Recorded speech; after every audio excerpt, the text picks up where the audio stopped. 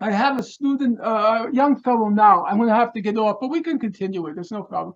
Um, a fellow, I won't tell you his name because he'll get in trouble. Brilliant young man in the classics, like your field, where you did some classics, right? That was one of my majors, yeah. Right, in the classics. And he's at a top school. And he tells me the classics have now been hijacked by transgender people. And I say, what is it like in class? He says, I'm absolutely terrified to say anything. And I said, well, I should say he's in the PhD program.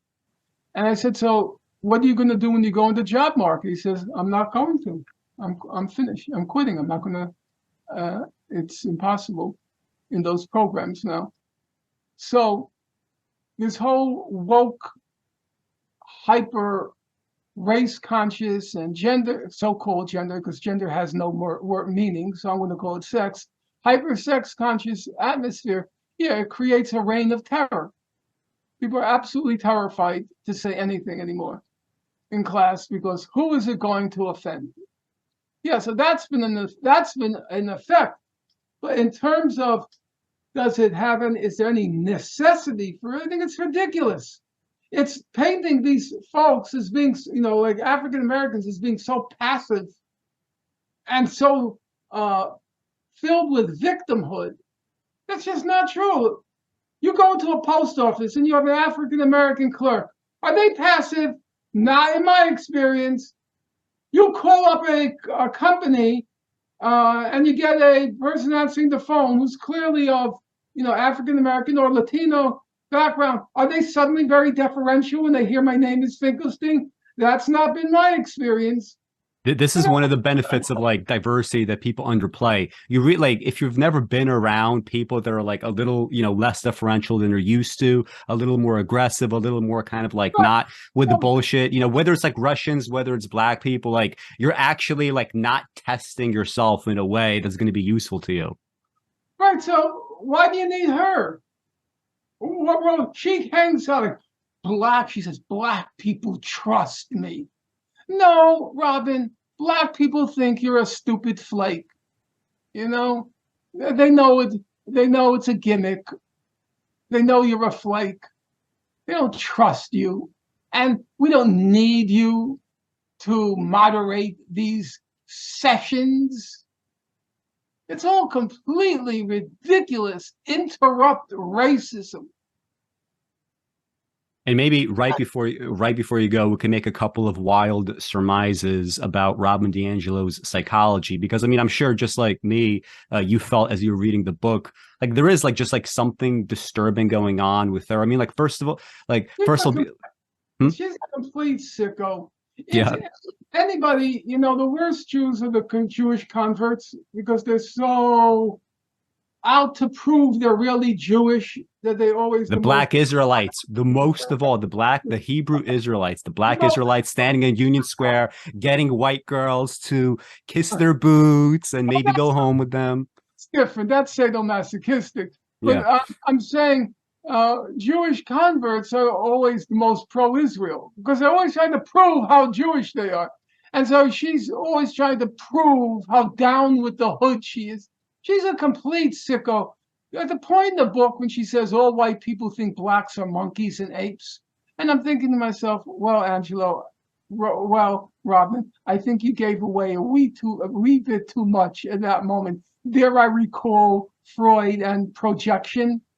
Yeah, one thing that's very disappointing about all this is like, I'm not sure if you know about her biography, but she did grow up in actual poverty. She had like definite stints of homelessness, actual homelessness. She went to college very late in life. Let's just be a little controversial, call it the Glenn Loury problem, right? In the list of people that are disappointing based on their backgrounds, right? They should know better.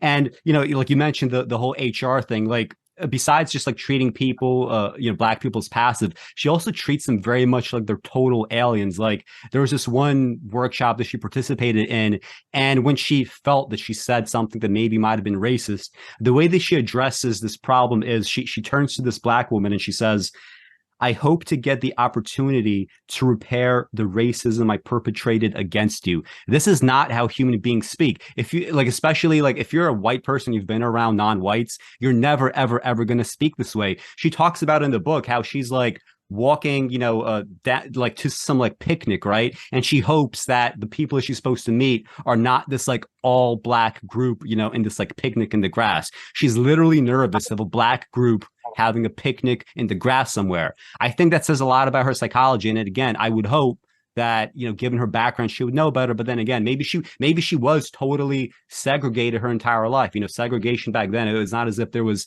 necessarily a lot of race mixing, even if you were equally as poor. She's a very undistinguished person who wants to do something which makes her feel like she's important. So now she has become the necessary link between Black people and white people, because Black people trust her. They trust me.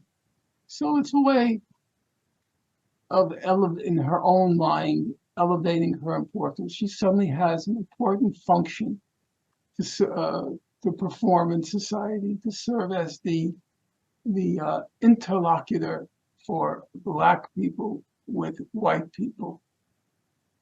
And she has this particular loathing for what's come to be called Karens, namely successful white women.